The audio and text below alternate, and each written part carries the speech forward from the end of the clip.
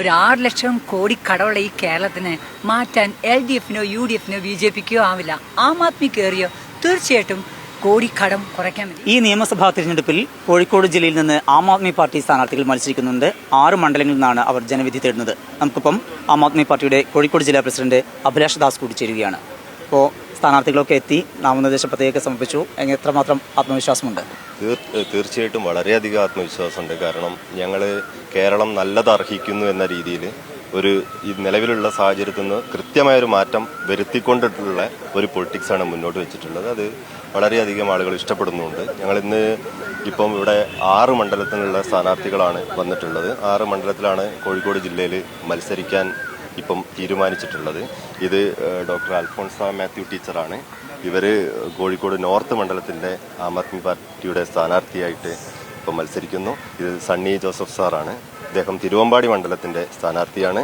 ഇത് ശ്രീ ബാവൻകുട്ടിക്ക, അദ്ദേഹം കൊടുവള്ളി മണ്ഡലത്തിൻ്റെ, അദ്ദേഹം 1 മാസക്കാലം ഫ്രഷ് കട്ട് സമരവുമായി ബന്ധപ്പെട്ടിട്ട് ജയിൽവാസം അനുഭവിച്ചിട്ടുള്ള ആളാണ്. അപ്പം അദ്ദേഹം ആ രീതിയിൽ നിൽക്കുന്നു. ഇത് രഞ്ജിത്ത് മലയിൽ, ഇദ്ദേഹം പേരാമ്പ്ര മണ്ഡലത്തിൻ്റെ സ്ഥാനാർത്ഥിയാണ്. ഞങ്ങളുടെ ഒരു യുവ നേതാവും കൂടിയാണ്. അതുപോലെ 2 പേരും കൂടിയുണ്ട്. അവർ നോമിനേഷൻ കൊടുത്തുകൊണ്ടിരിക്കുന്നു. കൊയിലാണ്ടി മണ്ഡലത്തിൽ മുൻ സംസ്ഥാന ട്രഷററും കൂടിയായിട്ടുള്ള PK മുസ്തഫ, അതുപോലെ ഇദ്ദേഹം അബ്ദുൾ ബാസിദ്, ഇദ്ദേഹം പേരാമ്പ്ര മണ്ഡലത്തിൻ്റെ സ്ഥാനാർത്ഥിയാണ്. ഇങ്ങനെ വ്യത്യസ്ത മേഖലകളിലുള്ള വെൽ എഡ്യൂക്കേറ്റഡ് ആയിട്ടുള്ള 6 പേരെയാണ് ഞങ്ങൾ ജില്ലയ്ക്ക് വേണ്ടിയിട്ട് മുന്നോട്ട് വെച്ചിട്ടുള്ളത്. മുൻ കോഴിക്കോട് കോർപ്പറേഷനിലെ കൗൺസിലർ കൂടിയാണ്. അപ്പോൾ ടീച്ചർ നല്ല പ്രതീക്ഷയിലാണ്. തീർച്ചയായിട്ടും. കാരണം ഒരു 6 ലക്ഷം കോടി കടമുള്ള ഈ കേരളത്തിനെ മാറ്റാൻ LDFനോ UDFനോ BJPക്കോ ആവില്ല. ആം ആദ്മി കയറിയോ തീർച്ചയായിട്ടും കോടി കടം കുറയ്ക്കാൻ പറ്റും. ഈ കോടി കടത്തിന് മന്ത്ലി 21 crores ആണ് പലിശയായിട്ട് അടയ്ക്കുന്നത്. ഇത് നമുക്ക് മാറ്റണ്ടേ? കേരളം നല്ലത് അർഹിക്കുന്നുണ്ട്. കേരളത്തിലെ ജനതയ്ക്ക് മാറണമെന്നുണ്ട്. അവർക്ക് മാറാനുള്ള ഒരു അവസരമാണ് ആം ആദ്മി ഒരുക്കുന്നത്. ആം ആദ്മി വന്നാൽ എങ്ങനെയായിരിക്കും ആ കടങ്ങളൊക്കെ തീർക്കുന്നത്? പിന്നെ ഡൽഹി കാണിച്ചില്ലേ, പഞ്ചാബ് കാണിച്ചില്ലേ കടങ്ങൾ തീർക്കുന്നത്?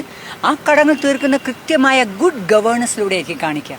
Because fight for corruption and good governance, ഇത് രണ്ടുമാണ് ആം ആദ്മിയുടെ മുദ്രാവാക്യം. ഇതിൽ കൂടെ നിന്നിട്ട് ജനക്ഷേമകരമായ കാര്യങ്ങൾ മാത്രം ചെയ്തുകൊണ്ട് ആം ആദ്മി മുന്നോട്ട് പോകും. ഈ കോഴിക്കോട് നോർത്തിൻ്റെ നിയമസഭയിലെ ഉറച്ച ശബ്ദമായിട്ട് നട്ടലെന്ന് പറഞ്ഞ് പറയാനായിട്ട് തീർച്ചയായിട്ടും എനിക്ക് സാധിക്കും. ജനങ്ങളോടൊപ്പം 24 മണിക്കൂർ ആവാൻ സാധിക്കും. ഡൽഹി മോഡൽ, പഞ്ചാബ് മോഡൽ കേരളത്തിലും വരും എന്നാണോ? തീർച്ചയായിട്ടും. ആം ആദ്മിയെ ജനങ്ങൾ അറിഞ്ഞുകൊണ്ട് ആം ആദ്മിക്ക് വോട്ട് ചെയ്താൽ തീർച്ചയായിട്ടും ഡൽഹി മോഡൽ, പഞ്ചാബ് മോഡൽ കേരളത്തിലും വന്നിരിക്കും.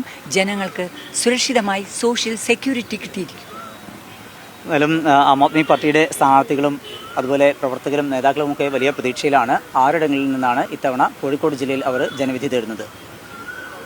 നിഖിലിനൊപ്പം സമീർ സി മുഹമ്മദ്, മീഡിയ 1.